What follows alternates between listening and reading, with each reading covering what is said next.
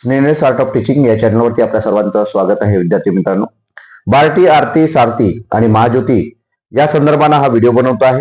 त्यामध्ये बार्टी आणि आरटी या करिता विद्यार्थ्यांनी प्रेफरन्स देण्याची जी डेट आहे ती डेट आरटीचे जे विद्यार्थी त्यांची डेट 28 तारखेपर्यंत आहे. पुन्हा 2 दिवस वेळ आहे. आणि बार्टीच्या विद्यार्थ्यांनी जे प्रेफरन्स दिलेला आहे, आता काही विद्यार्थ्यांचे प्रश्न येत आहे की सर पुढे प्रोसेस काय असणार आहे, पुढील प्रोसेस काय असेल, डॉक्युमेंट व्हेरिफिकेशन काय असेल, आम्हाला संस्था कशी मिळेल, आम्हाला कन्फर्मेशन स्लिप कधी येईल, या संदर्भातला हा व्हिडिओ आहे. याची माहिती आहे. सोबतच जे आपले टीआरटीचे जे विद्यार्थी आहेत त्या टीआरटीचे विद्यार्थी अजूनपर्यंत त्यांचा रिझल्ट पोलीस भरतीचा लागलेला नाहीये. आपल्या सर्वांच्या डेट्स मात्र आलेल्या आहेत. थोडी डेट सुद्धा एक्सटेंड झालेल्या आहेत. या सर्व बाबींचा विचार करून आपण हा व्हिडिओ बनवत आहेत. आपण जर माझ्या चॅनलला पहिल्यांदा आले असाल तर माझ्या चॅनल सबस्क्राईब करा, जेणेकरून येणारे कोणतेही जे अपडेट असेल या 5-6 संस्थांचे ज्या काही स्टायपन असेल किंवा इतर ज्या काही अडचणी असतील त्या सोडवण्याचं काम सुद्धा आपण या चॅनलच्या माध्यमातून करत असतो. विद्यार्थी मित्रांनो, तर व्हिडिओला पूर्ण बघा आणि आपले जे काही ग्रुप्स असतील, पोलीस भरतीचा ग्रुप असेल, स्पर्धा परीक्षेचा ग्रुप असेल, त्या सर्व ग्रुपला शेअर करा, जेणेकरून या विद्यार्थ्यांना कुठून ना कुठून तरी थोडीफार तरी माहिती आपल्याला मिळेल, अपडेट मिळेल. विद्यार्थी मित्रांनो, बार्टीचे प्रिफरन्स जे काही बार्टीचे विद्यार्थी होते त्यांचा रिझल्ट लागला, त्या सर्व विद्यार्थ्यांनी प्रिफरन्स तुम्ही दिलेले आहेत. प्रिफरन्स तुम्ही 4 प्रिफरन्स दिलेले आहेत. या 4 प्रिफरन्स पैकी जो पहिल्या नंबरचा जो प्रिफरन्स आहे, मेजॉरिटी विद्यार्थ्यांना पहिल्या नंबरचा प्रिफरन्स मिळतो. जो आपण 1 नंबरला प्रिफरन्स टाकलेला आहे त्या सर्व विद्यार्थ्यांना त्या ठिकाणी मिळणार आहे, म्हणजे संस्था मिळणार आहे तुमच्या कट ऑफ नुसार. आता काही विद्यार्थ्यांना असं वाटायला लागलं की सर हे रिझल्ट नेमकं कसं समजणार, तर तुम्हाला एक कन्फर्मेशन स्लिप तुम्हाला त्या ठिकाणी येणार आहे की तुमची निवड या संस्थेकरिता झालेली आहे. मग ही निवड झाल्यानंतर काही तारखा तुम्हाला डीव्ही साठी दिल्या जाणार आहेत किंवा संस्थेकडनं तुम्हाला यावरती फोन येणार. तुमच्या मोबाईलवरती जो काही नंबर तुम्ही टाकलेला आहे त्या मोबाईलवरती तुम्हाला फोन येईल. त्या फोनवरती तुम्हाला सांगितलं जाणार आहे की तुमचा डीव्ही डॉक्युमेंट व्हेरिफिकेशन साठी तुम्हाला या संस्थेमध्ये तुमचा नंबर लागलेला आहे, या संस्थेमध्ये येऊन तुम्हाला तुमचा डॉक्युमेंट व्हेरिफिकेशन करायचे आहे. त्यावेळेला मात्र आपल्याला सर्व डॉक्युमेंट त्या ठिकाणी दाखवायचे आहेत. दुसरा प्रश्न विद्यार्थ्यांचा आहे की सर मला ही संस्था नको, मला संस्था बदलून मिळेल का?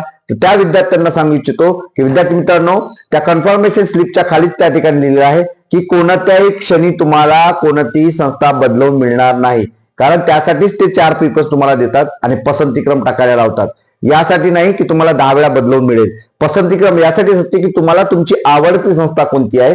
तुमच्याकडे 4 आहेत, मग 4 पैकी कोणता एक पर्याय तुम्हाला 1 नंबरला द्या, दुसऱ्या नंबरला द्या, तिसऱ्या नंबर आणि 4 नंबरला द्या. अशा पद्धतीने प्रिफरन्स त्यासाठीच मागतात. म्हणून विद्यार्थ्यांना सांगू इच्छितो की तुम्हाला संस्था बदलवून मिळणार नाही.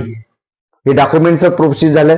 डॉक्युमेंट प्रोसेस झाल्यानंतर संस्थेसंदर्भात बदलवून मिळणार नाही. नंतर त्यांचा ग्रुप तयार केला जाणार आहे. संस्थेचा डीव्ही झाल्यानंतर व्हॉट्सअप ग्रुपला जॉईन केल्यानंतर तुम्हाला रीतसर संस्थेची पहिली बॅच किती तारखेपासून सुरू होणार आहे या संदर्भात संपूर्ण सूचना त्या संस्थेकडून येणार आहे.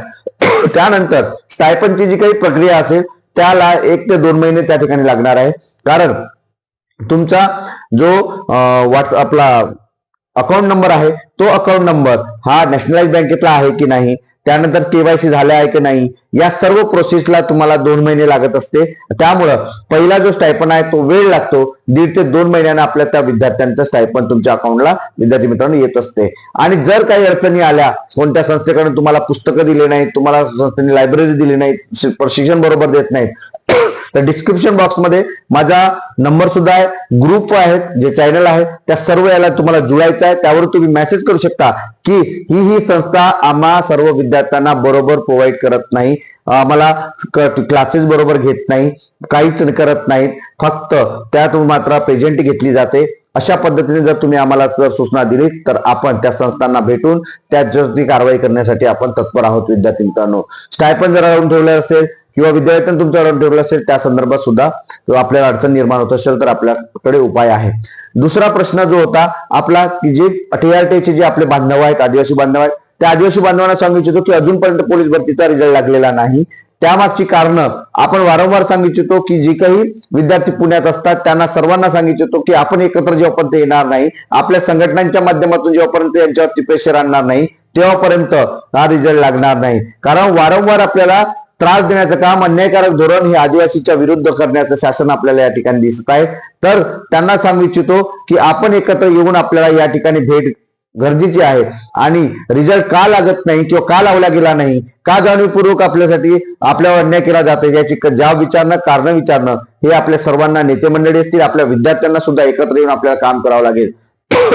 कारण बाकीच्यांचे रिझल्ट लागून पेपर सुद्धा टाकलेले आहेत विद्यार्थ्यांना. आता त्यांचा क्लासेस सुद्धा सुरू होईल. इकडे पोलीस भरतीच्या सर्व गोष्टी होऊन निघून गेल्यात, परंतु पोलीस प्रशिक्षण भरती झाल्यावर शासन देणार आहे का, हे महत्वाचा मुद्दा आहे. कारण काही विद्यार्थी फक्त विद्यावेतनासाठी सुद्धा काम करत असतात. विद्यावेतन कारण पूर्वीच त्यांनी अभ्यास केलेला आहे.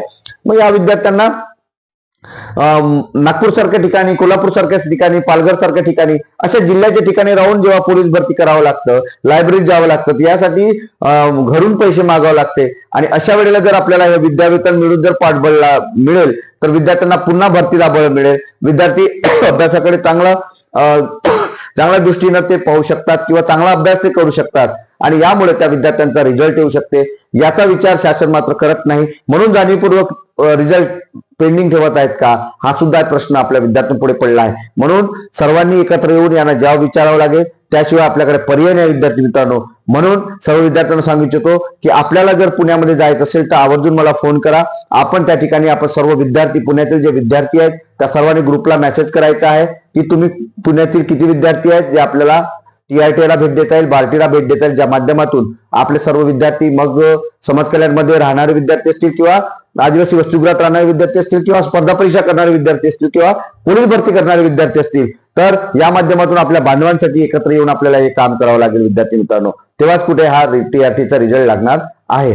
तुम्हाला याबद्दल नेमकं काय वाटते, मी जे बोललोय तुम्हाला तुमचा विचार काय आहे, तुमचा सल्ला काय आहे, हे सुद्धा कमेंट बॉक्समध्ये नक्की कळवायचं आहे.